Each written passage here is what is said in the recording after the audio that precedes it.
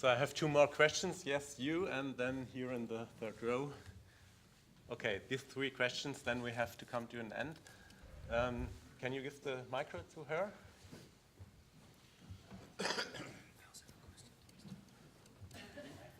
I think it is a very interesting conversation, and I'm Eva Ács from Hungary. I am a leader of a sustainable development, rural development project with an organic demonstration farm, 450 hectares, 20 years organic. And just lately, a study was made by a young fellow, a PhD study, where he tried to evaluate the total cost of the production and compare it with the neighboring intensive farm. And the result, so the method was that he had given a value of all effects, and this is relating with your question, how to measure. So he put the environmental effects, all kind of effects, energy use, a value in forints. And it was a very interesting result. It was surprising also for me. The cost of the conventional intensive farming was 10 times higher.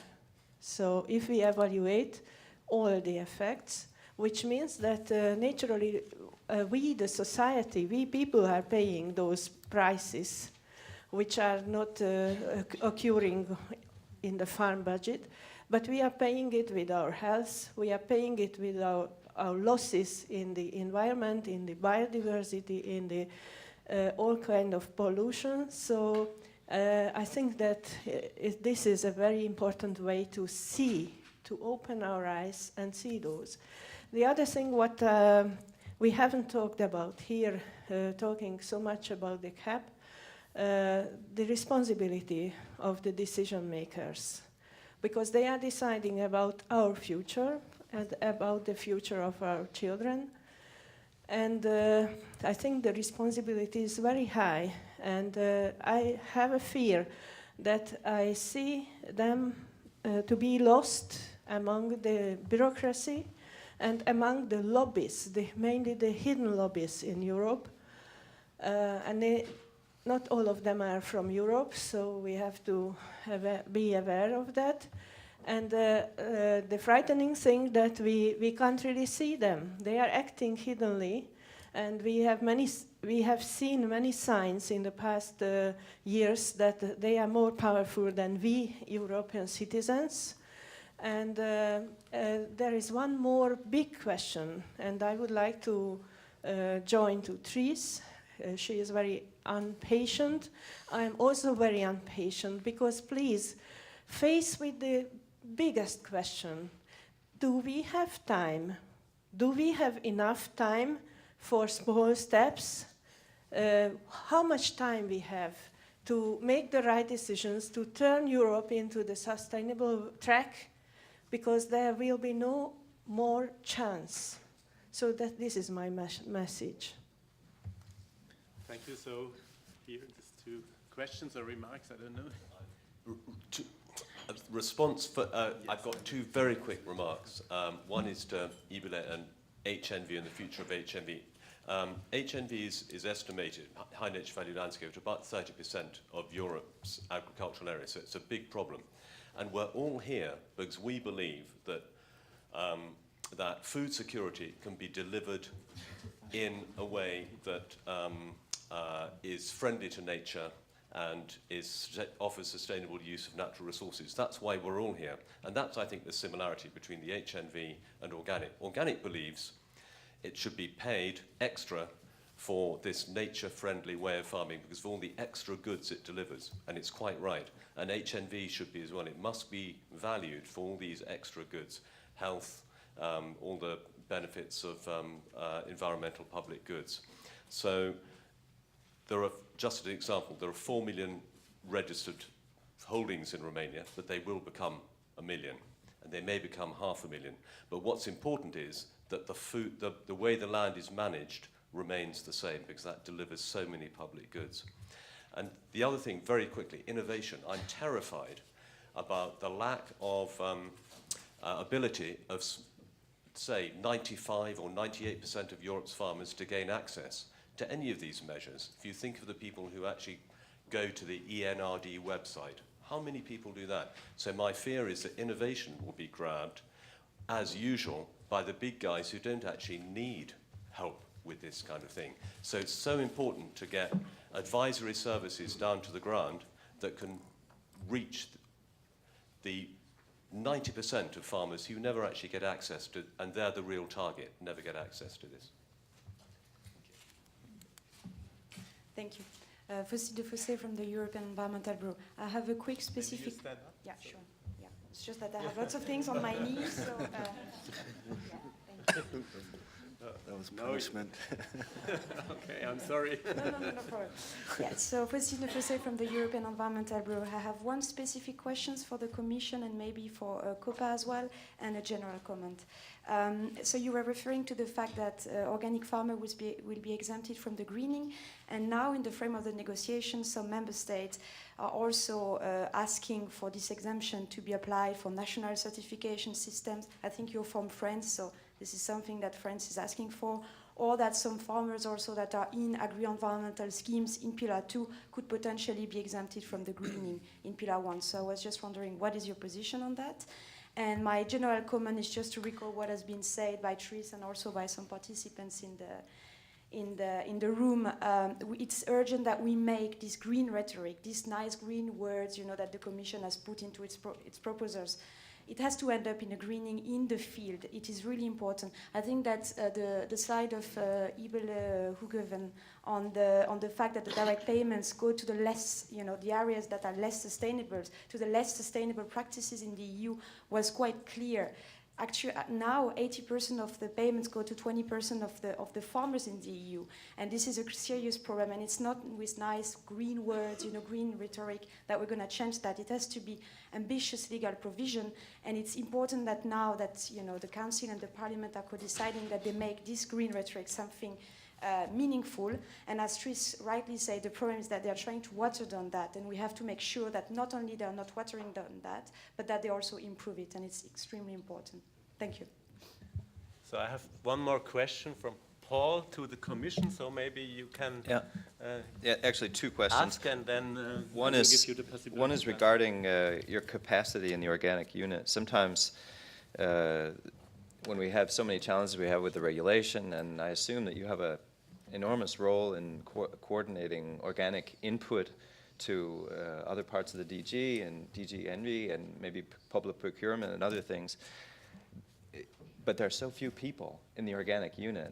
And in Denmark, it's been very useful. There's a state capacity. We talk about capacity building in the sector. It has to be a state capacity to have the dialogue and move things forward. Do you have a big enough budget? That's question number one. The other question is regarding promotions. Do you really see any indication that that the experiences from promoting the EU logo or the experiences of promotions scheme in general would truly be useful for the organic sector when the solutions for market development and market innovation are national, regional, and local? I can't see that the promotions, the plan the Commission has, will be of any use in our work with supermarkets, any use in developing of new, shorter chains for sales. Help me with that. Tell me how the Commission's proposal is going to help us with that.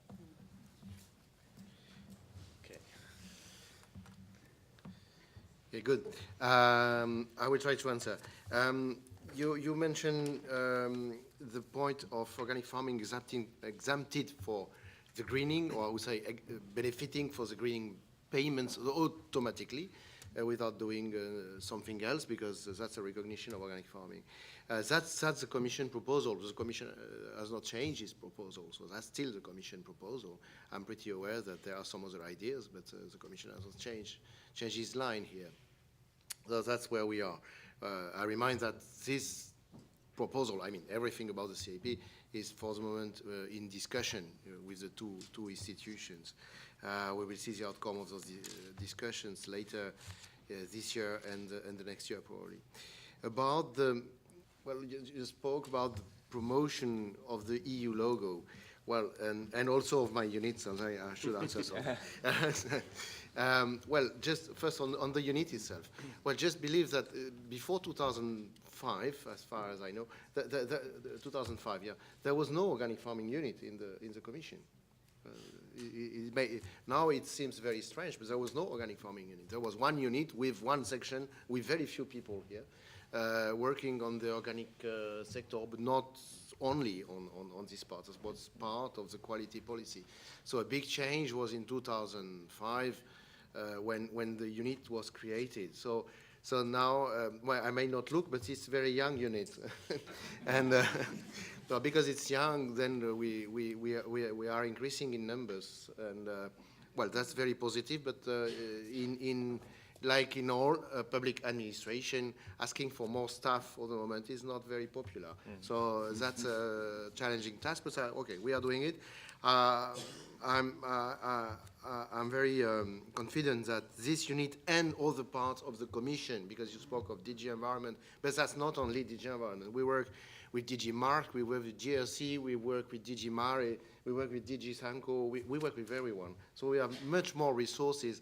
So when I've seen in the third cost presentation, where they always say, okay, you have to put more staff in the organic farming unit. We're fine. Well, let me say here, that's business of the Commission, please. Let the Commission design its own organization. That's very important. But don't look at the organic farming unit like, okay, that's the amount of resources we have for organic. No, it's much more than that. It's much more than that. It's a network in the Commission, like all units are working on that. A budget, yes, we do have a budget, not specifically for the farmers, but to work and to have contracts, to have evaluation, to have studies, and so on. So it's also something, okay, it could be more, I agree, but we are doing something. The budget for the EU logo, part of it was for the very short promotion actions that the Commission did for the logo. We are also to maintain the website and things like that. This has a cost. But I would say that the promotion or the information education, which is useful for your job and for consumers, this cannot be done by the Commission. That has to be done at a lower level, in my view. We spoke of the various levels. But if we want to communicate about organic, you don't speak about organic in the same language, cultural background, and so on, in Finland, in Portugal, and in Bulgaria. So then it has to be adapted to national culture schemes. So we co-finance national campaign. So we, when I say we, well, that's another example. That's not in my unit, it's done in another unit. So I don't know exactly what they are paying, but they pay. We are doing co-financing for a campaign in UK, in France, in Italy. It's true, Andrea. It's Italy. Yeah, well, we spend money on that, and that works. So I just say, well, please propose programs, and then we will probably grant money if the program is accepted. It's a very competitive process because it's a limited amount of money for all agricultural sectors, and of course the program has to be very good. But this is possible. Thank you. So, yeah, okay. So, two more answers to the general remarks and your question, and then we will go to the final round. So, please. Okay, thank you. Well, the question was whether COPA supports an exemption of the greening for all farmers. COPA supports an exemption of the greening demands for organic farmers, for all organic farmers, and that is, I think, one of the things we have achieved, that this is possible. It has not been, there's not been time for me to tell more about our work as organic farmers in COPA, but we, of course, we do whatever we can to represent the organic farmers there. But it has to be said that COPA also is skeptical about the exemption, is skeptical about the greening in general. So there might be some people and some countries and organizations who would rather live without the greening of the first pillar, for sure, yes. But yeah, I don't have time to tell more about that now, I think. Okay. Thank you. So, I would like to respond to Eva's question. Do we have time? I don't think we have any time at all. I think in a lot of cases we are already post the tipping point. The question about in climate change, for example, is not will it be in 2050 or in 2100, but will it be in 2015 or in 2020, or have we already passed the climate change tipping point? On biodiversity, I don't know, for those who were part yesterday, I think of the second session, if you look at this spider web and the possibilities of the planet in biodiversity, we have lost a huge amount already. And it is more and more clear that they see that every bit of biodiversity, be it, you know, the bird to a specific type of plant species to a specific type of pollinator insect, everything is important to maintain the overall system. In that case, people were saying, you know, it's about people. No, it's not just about people. It's about people and the planets. I mean, if there is no planet, there are no people. But people can make the planet the way they like it. So it needs to go together, because otherwise, I mean, we will not survive. That's the very simple thing. In that case, we don't have time. Yes, an incremental step. Oh, we do greening. At least we have the word green. Awesome. But, I mean, what if it doesn't make a change, you know? What if we keep on losing biodiversity? What if we really pollute our water? What if more and more people get sick? You know, do we have to just live with that? I don't think we have to live with that. I mean, the organic movement is founded upon the fact that we can do better, and we have to push the standard beyond. And you have to be very aware that there is a very strong lobby on the other side, and that you have to fight it on every level possible. Because if we don't all collectively take our responsibility, we will fail. I'm very convinced of that. The European Parliament, co-decision, great, it's true. It gives us a lot more work. But you know what is the sad thing? The sad thing is that actually we will have to deal with just one committee, not with 700 members of the European Parliament, but with the Committee on Agriculture, which is a committee which is dominated by the strongest farm unions and the strongest lobby interest. A committee that only cares to keep the budget. You know why? Because the only thing they say is, we can't make any decision about the content as long as we don't have the budget. That's incredible. Take your responsibility. Your planet is dying out there, your farmers are dying out there, but you don't have the guts to say what you actually want before you get your money. You should say, this is our ambitious proposal, and then you should go and say, that's why we need the budget. Not the other way around.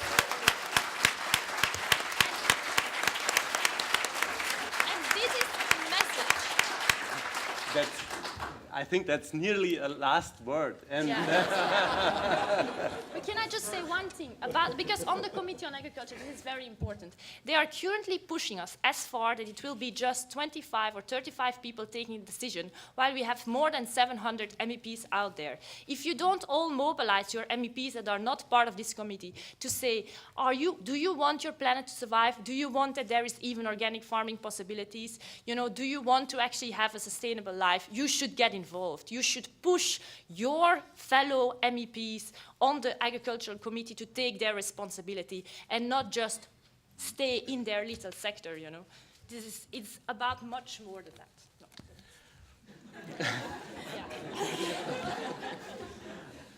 I think that we all feel that you are right, but nevertheless we are in a discussion now with the Parliament and with the member states. And Andrea, even if you are a Sicilian, I will be direct and say to you, you didn't answer my first question, so I will give this question as the last question to all panelists here. And I will give this answer as follows. If you would have one wish to be fulfilled at the end of the CAP debate, which one will it be? Please, a very short answer of each panelist. And we will start with you, Andrea. Thank you. Well, the wish will be that we will have a CAP where the center of interest is that we have sustainable food. One wish, please. One wish to be fulfilled. Sustainable food with farmers, nothing else. And sustainable food with farmers, it means what you have just said, more biodiversity, water, nitrogen. This is the real answer. And we are far from that with the proposal. Niels. I will be the research nerd that I am and say that I hope they still keep the idea of the innovation partnerships, and that they perhaps, you could have wished that you say, if you really want to link explicitly organic agriculture, include that with a special chapter in the CAP, why not also do that in the innovation partnerships? Because that could go hand in hand. Okay, Mrs. Kepema. Well, really, market rules that lead to fair conditions and a sustainable way of farming. But then for every part of the sector, and not just for farmers, but for every part, because the other ones are left behind. And they have to really contribute now to the sustainability of agriculture. So market rules. I just hope we can make a difference. Just one would be nice. Mr. Ulo. I am the Commission representative, so I would wish there would be no difference in what the Commission proposed and what will be adopted. So, Mr. Niebel. Okay, thank you. Well, one wish to be fulfilled at the end of the debate would be that we had a debate, really a debate which involves, it sounds maybe strange that I'm saying that representing COPAP, but then let me say it's more a personal view, that we have had a debate which involves all parts of the society. And that we will define some society wishes for our agricultural sector, because we as farmers, we are ready to deliver whatever it takes. I mean, a lot of farmers want to be organic farmers, but it's not possible now. So it's not the farmers who's the problem. It is the conditions for the farmers, and maybe it's the conditions from the society. And maybe just as at the end, someone I really miss in this debate is which is really just a good old political struggle we are having here. We are having a struggle about the CAP reform, and someone I'm missing is the consumers, really, both in this conference and in general. I really hope, and when I say consumers, I mean the taxpayers as well, somehow. I really hope that they'll join the debate more, and so it will be a decision which has been discussed widely in the society. Thank you. So, Paul, please. This is a really hard question to answer. But I think my hope is, we're in the dream world here, right? I think my hope is that the CAP would include some kind of shock, something that makes visible the limits of the ecological resources. And in that way turns the creativity and production in a whole new direction. And I think at shock, I've got to go back into an Italian field again. I was in a field where they were growing tomatoes, and it was very dry, and I said, it's incredibly dry here. All right, what's your watering situation? He said, I'm stressing my plants. They give the most wonderful taste when I stress them like hell.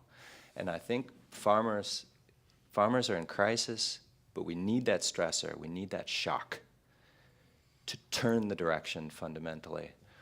And maybe if I had to be concrete, I think it's to turn it on its head, 100% support from the European community when it's an improvement to something we need, when it's about nature, when it's about animal welfare, 100% support, 50% support if it's just a support because you have some land. I think that would make the biggest difference right there. Mr. Pilsen. Yeah, I'll try to be very short. But one of the things I really hope happens with the Common Agriculture Policy, and I think this morning's discussions that it can't do everything, but what we'd really like to see it from a civil society perspective is to be much more coherent with other policy areas, whether it be public health policy, whether it be environmental policy. And I would also hope that in the future it will be, because I think I'd like to reinforce what Therese is saying, that small steps aren't going to be enough. And I think the Standing Committee on Agriculture Research Foresight report does it very nicely, because one of the resources that we're running short of is time. And if we don't do something soon, then we've reached some of the tipping points. And it's about not just the health of people, but the health of the planet. So I hope larger steps. So thank you very much. We come to the end of this discussion, and we will come to the end of the Congress. I want to thank all the panelists for their contributions and for the discussion. And we have some gifts for you. So, Andrea, maybe you can help me to hand over them. New cap. It's not a green cap.